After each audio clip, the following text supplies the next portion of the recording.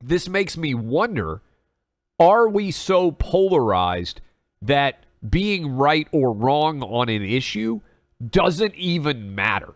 Because how else can you explain Gavin Newsom cruising to a 20-point win in California when by any objective measure, no one who is currently in office today as a governor handled COVID worse, with the possible exception of Gretchen Whitmer, who looks like she may well win in Michigan too, that there are no consequences for getting it wrong on a state or federal level feels to me like a fundamental failure of our democracy, that we can't hold leaders accountable.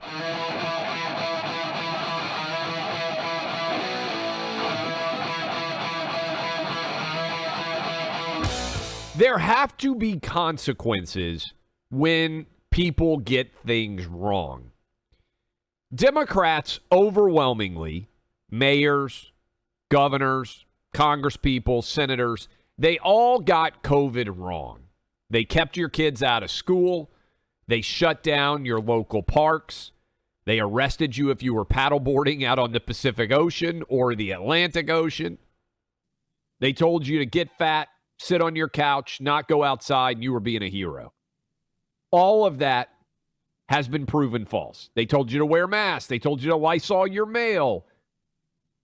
True insanity. Last year, Buck, if you remember, we had just started the show, and I went to my local school board meeting in August, and parents were fed up, and I said it was the most encouraged I've been in years in the United States. And then we saw, frankly, a red wave in 2021. Almost swept out the Democrat governor of New Jersey. Glenn Youngkin flips the state of Virginia. Many of you out there listening to me right now, you were fired up, you came out, and you made your voices heard. It was still a small minority of the overall American population because most places didn't have major elections in 2021.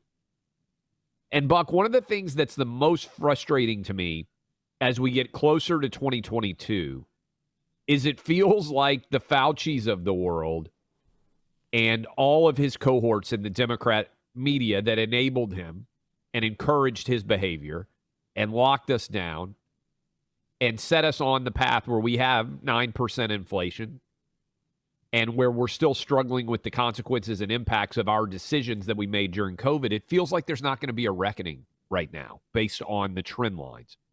And I was listening, and it's crazy, I was listening to Joe Rogan and Aaron Rodgers talk about the lies. Aaron Rodgers, starting quarterback, Green Bay my favorite Packers, football player. I love the way he throws the football. And Joe Rogan, who's got a popular podcast. And I listened to their interview with the interview between the conversation between the two of them over the weekend. And I thought to myself, how have we reached a place, Buck, where a guy who calls UFC fights and a guy who throws a football for a living are more knowledgeable, more astute, and more honest about COVID than Dr. Fauci, Rochelle Walensky, the CDC, the NIH, and the entire Biden administration? I want you to listen to this, and then let's react. Hindsight is 20/20, right? We're looking at it from after it's over. And so many people, they just bought the narrative that was being promoted by CNN and MSNBC and wherever, that if you get vaccinated, you can't get COVID, you can't spread COVID. That was the narrative. And that's my thing. Listen, I get it. Like, you want to test everybody every day? Cool. Yeah. That's fine. You don't want to keep people safe if that's the benchmark for it. But as we look back now, let's not revise history. Let's not revise history on what actually happened and what was said. Because what was said was, you get the vax, you can't spread it or contract it. Yeah, no one seems upset that that was a lie, including Birx, who has said that she had always known that it was not going to stop transmission and it was not going to stop people from spreading it, which is wild. She would say, we knew that you were still going to get it, even if you got vaccinated. Which is, no one said that. No. All right, so Buck, I listened to these two guys talking, and I know you and I talking. People might say, well, that sounds like Clay and Buck talking every single day. How much of what we're saying is like when I hear Aaron Rodgers and Joe Rogan having that conversation, I know that there are many men and women out there having this conversation. How is this not an entire referendum? Throw everything else out on the fact 2022 that Democrats got every single thing wrong on COVID. And if there are no consequences, we talk about democracy being at stake.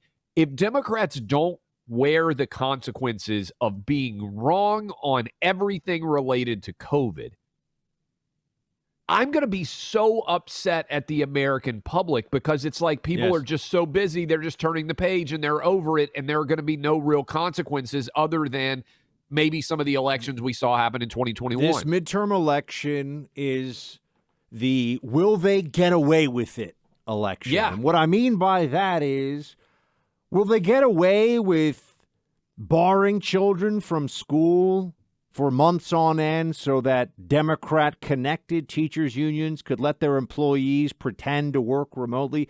Will they get away with telling people who needed medical care, sorry, no medical care for you. You haven't gotten the shot. You're too dangerous. Will they get away with firing people, including cops, doctors, nurses, firemen, military members, listening to this program? Will they get away with that? These are just a few of the things. For telling people that they couldn't hug or even see their dying loved ones in the hospital. Well, then then they decided that Black Lives Matter was such an important movement that all the things that it was doing, the mass gatherings and everything, that was all fine. They have not been held to account for any of this. And I understand there are two forces, I think, Clay, that are working very directly against accountability here. One of them is nobody likes to admit they were wrong. It's just so much easier to say, but this is what the experts said, and this is what a lot of people were fooled by this. A lot of conservatives were big mask fans and vaccine mandate advocates, early on. I'm sure you got lectured by people about what we were saying on the show. I had people who are on the right who were saying, I want to publicly debate you on masks. Some of them, to their credit, have privately apologized for that now. But I kept saying, you really don't want to debate me on masks, actually, because it's not going to go well for you. So on the one hand, you have the people. I really should say there are three things. One, Democrats are ruthless. They want power. They don't care that they were wrong, and they ruined millions of lives and businesses over this. I understand the Democrat perspective. So we can. That's they're clear. not going to admit it. Like we can toss that one off for independents and and everybody who's center and center right. I think they don't want to admit that they were fooled. They don't want to admit that, but I just thought if I got the shots and masked a little bit, it would work a little bit better, And then I think there are also a lot of people, and this is probably the biggest part of it, they're just exhausted with it. And that's the one I have the most sympathy for. I'm not okay with it, but I understand that mentality the most. You're just like, look, man, if you live in not even just the deep blue states, there were a lot of, places like Pennsylvania, places like Georgia. We've been through all the stuff, man. Can we move forward? I can't handle it anymore. If you take that approach, they got away with it. And what's worse, they're going to do it again. Maybe for the next virus, maybe for a climate emergency. If we have a really bad drought or really, whatever it may be, they will put this playbook into action again unless they are thumped in this midterm election. It's just super frustrating to me because this election should be a referendum. Look, Biden has been awful at everything. But in particular, there is now no doubt that what we were telling you for the past 2 years was right. Your kids should have been in school.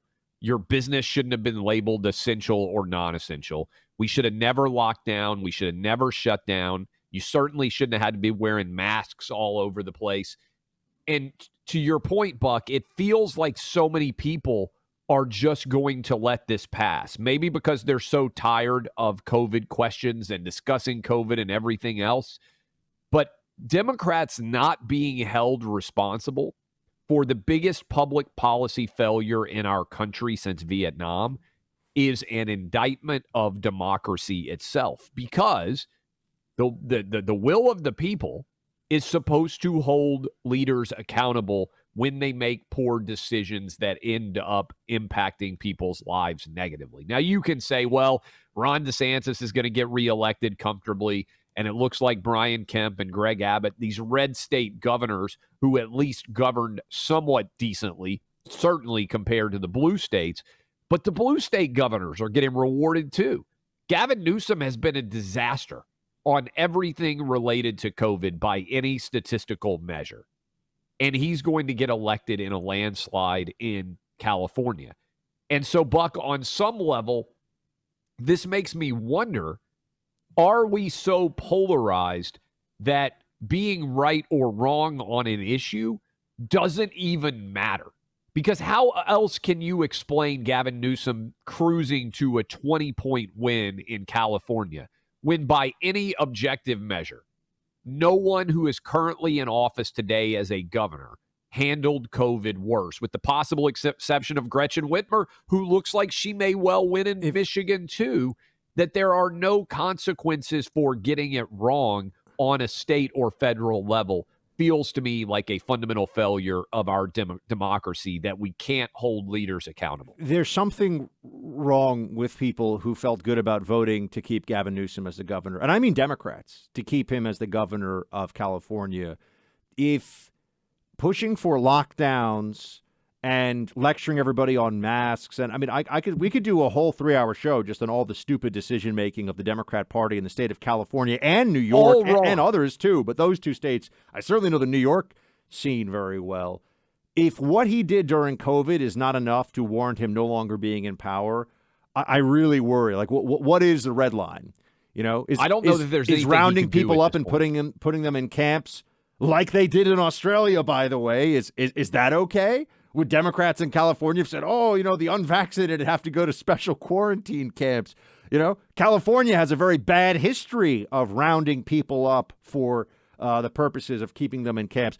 I'm just wondering, at what point would they decide that it's too far? At what point would it be, you know what, this guy is a psycho and was totally cowardly in the face of the frightened Democrat mob? I mean, to your earlier question about does being wrong matter? No, I think we're in a state of ossified political tribalism now where it's just my team and my team has to win and the other team can't gain any ground. And if that's someone's opinion on this, unfortunately, and I understand they'll say, well, what about you? You're a Republican. What are the things the Republican Party has done in the last 2 years that are so horrible? I mean, I love asking people this. What exactly? You'll get something about Trump. They'll start yelling about Trump. I said, Trump isn't the president anymore. He hasn't been in office for 2 years. What have the Republicans done that's so awful in the last 2 years? Maybe just slapping down the Democrats for their crazy ideas would have the effect of making it a better Democrat Party. I don't know, but you can't get it. I mean, the fact that you have any independents right now thinking that Joe Biden is their better bet. I mean, look, even some of the numbers in Arizona right now are very troubling in that Senate race. I think the governor's race is looking a little better. I would love to sit down with some of these voters, and I'd be very curious to hear, what do you not get? I mean, the streets are overrun with crime. The border is an open sieve, and everything in your life is more expensive because of Democrat decision-making.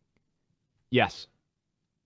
And it is such a fascinating question because I feel like on some level, people maybe are so overloaded with information that they're just sticking to whatever choice they made in 2020 without even comprehending all of the failure since. But if this is not a major referendum on COVID, if Democrats don't bear significant consequences, I mean, Buck, other than Andrew Cuomo, who was forced out for sexual harassment, he wasn't forced out for handling COVID poorly. Maybe we'll think about this when we go to break. Who is a Democrat official that's been held accountable for awful decisions on COVID? Who's been held responsible, Clay, for the pullout of Afghanistan, which was just a year ago now, and people started to remember. Do Democrats ever hold anybody accountable? I'm just wondering. Look. Well, ultimately, it's the voters. And I can't even think of a voters group out there. Maybe you can say, we'll talk about it when we come back. Who has been held accountable for COVID, for what they did to this country and for what they did to your kids and for what they've done to you and your family? Who is a politician that's been held accountable? I think it's an interesting question.